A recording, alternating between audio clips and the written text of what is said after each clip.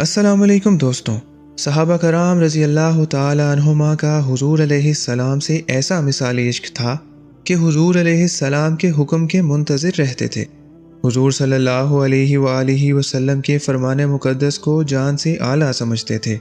تو آج کی ویڈیو میں ایسے ہی چند صحابہ کرام رضی اللہ تعالی عنہما کے واقعات کا ذکر کرتے ہیں جو ہمارے نبی پاک صلی اللہ علیہ وآلہ وسلم سے بے پناہ محبت کرتے تھے۔ اگر آپ ہمارے اس چینل پر نئے ہیں تو براہ کرم اس چینل کو سبسکرائب کریں اور ہماری ویڈیوز کو اپنے دوستوں کے ساتھ آگے شیئر کریں۔ حضرت ابو بکر صدیق رضی اللہ تعالی عنہ کے والد نے ایک مرتبہ آپ سے کہا، اے ابو بکر، ایک مرتبہ ایک جنگ میں تیرا سر میرے تلوار کے نیچے آ گیا تھا، لیکن باپ ہونے کے ناطے تجھے چھوڑ دیا۔ یہ بات سن کر جناب صدیق اکبر کی غیرت ایمانی بولی، اے ابا جان، اب تو آپ مسلمان ہو چکے ہیں، لیکن اس وقت آقا کے دشمن تھے۔ اگر آپ اس وقت میری تلوار کے نیچے آ جاتے تو میں آپ کو کبھی نہ چھوڑتا اور قتل کر دیتا۔ میں یہ نہ دیکھتا کہ آپ میرے باپ ہیں، بلکہ میں اس وقت آپ کو سب سے بڑا دشمن سمجھتے ہوئے قتل کر دیتا۔ اسی طرح ایک محبت رسول صلی اللہ علیہ وآلہ وسلم کا واقعہ ملاحظہ کریں۔ ایک مرتبہ ایک یہودی اور ایک مسلمان کسی بات پر فیصلہ کرانے کے لیے سرکار صلی اللہ علیہ وآلہ وسلم کی بارگاہ میں حاضر ہوئے۔ سرکار نے بات سن کر فیصلہ یہودی کے حق میں فرما دیا، کیونکہ ہمارے آقا صلی اللہ علیہ وآلہ وسلم عدل و انصاف کے پیکر تھے۔ جب دونوں چلے تو مسلمان نے کہا، میں چاہتا ہوں کہ فیصلہ حضرت عمر رضی اللہ تعالی عنہ سے کرایا جائے۔ یہودی نے حیران ہو کر کہا، کیا تمہیں اپنے نبی صلی اللہ علیہ وآلہ وسلم کے فیصلے پر اعتبار نہیں ہے؟ اس نے کہا، اعتبار تو ہے، لیکن عمر کا فیصلہ بہت عدل پر مبنی ہوتا ہے۔ دونوں حضرت عمر رضی اللہ تعالی عنہ کے پاس آئے۔ پوری بات کرنے کے بعد جب حضرت عمر رضی اللہ تعالی عنہ فیصلہ کرنے لگے تو یہودی نے کہا، اے عمر، فیصلہ کرنے سے پہلے میری ایک بات سن لیجئے۔ ہم آپ کے نبی صلی اللہ علیہ وآلہ وسلم کے پاس بھی گئے تھے، انہوں نے فیصلہ میرے حق میں دیا ہے۔ یہ تو اس شخص کی ضد تھی کہ فیصلہ آپ کریں۔ حضرت عمر رضی اللہ تعالی عنہ کو جلال آ گیا۔ آپ نے اپنی میان سے تلوار نکالی اور فرمایا، جس کو میرے آقا صلی اللہ علیہ وآلہ وسلم کا فیصلہ قبول نہیں ہے، اس کے لیے عمر کا یہ فیصلہ ہے۔ آپ نے تلوار سے اس کی گردن تن سے جدا کر دی۔ یہ عمر رضی اللہ تعالی عنہ کی غیرت ایمانی تھی، یہ حضور علیہ السلام سے محبت تھی، یہ آقا دو عالم صلی اللہ علیہ وآلہ وسلم سے عشق تھا،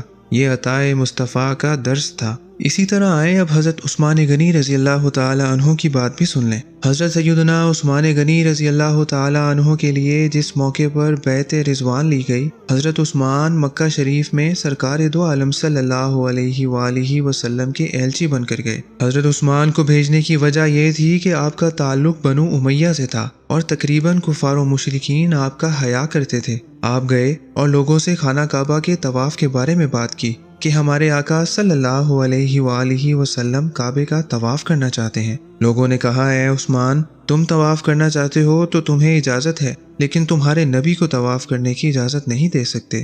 حضرت عثمان رضی اللہ تعالی عنہ کا سینہ محبت رسول سے معمور تھا۔ آپ نے جلال میں ان کو مخاطب کر کے فرمایا، جب تک میرے آقا کعبہ کا طواف نہ کر لیں، میں طواف کرنا تو ایک طرف، کعبہ شریف کو دیکھنا بھی نہیں چاہتا۔ کعبے کی عزت تو سرکار دو عالم صلی اللہ علیہ وآلہ وسلم کی وجہ سے ہے۔ میں سرکار دو عالم صلی اللہ علیہ وآلہ وسلم کا سچا غلام ہوں۔ میرے قلب کا پیمانہ عشق مصطفیٰ سے لبریز ہے۔ میں تو اپنے آقا کے حکم پر کائنات کو قربان کر سکتا ہوں۔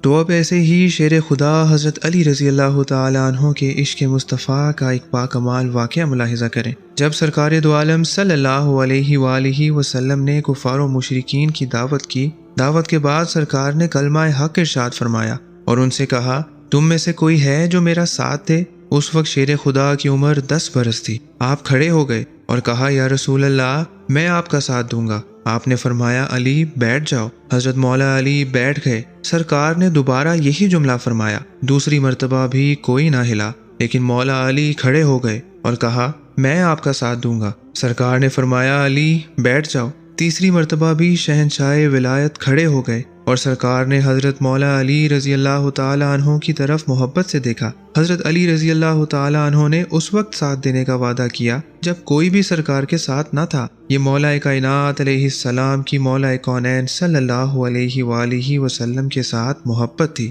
اسی طرح حضرت سیدنا سلمان فارسی رضی اللہ تعالیٰ عنہ نے حضور صلی اللہ علیہ وآلہ وسلم کی محبت میں اپنا گھر چھوڑ دیا، اپنا خاندان چھوڑ دیا، اپنا علاقہ چھوڑ دیا، فارس چھوڑ کر عرب چلے آئے اور سرکار دو عالم صلی اللہ علیہ وآلہ وسلم کی محبت میں مگن رہے۔ سرکار نے اپنے سے محبت کرنے والے سلمان فارسی کو انعام سے نوازا اور اپنی خدمت خاص کے لیے سلمان فارسی کو مختص کر دیا اور فرمایا کہ اے سلمان، تو میرا اہل بیت سے ہے، یعنی میرے گھر کے کام کاج بھی تیرے ذمے ہیں۔ اس کی وجہ یہ تھی کہ حضرت سلمان فارسی رضی اللہ تعالی عنہ عمر رسیدہ تھے اور حضور علیہ السلام کے سچے غلام تھے، لہٰذا انہیں عشق رسول کی دولت ملی، جس کی وجہ سے آپ بہت بڑی فضیلت کے مالک بن گئے۔ ایسے ہی ایک اور صحابی رسول حضرت صہیب رومی رضی اللہ تعالی عنہ نے اپنے خاندان چھوڑا اور بارگاہ رسالت میں حاضر ہو گئے۔ ایک مرتبہ صہیب رومی رضی اللہ تعالی عنہ کے کان میں درد تھا،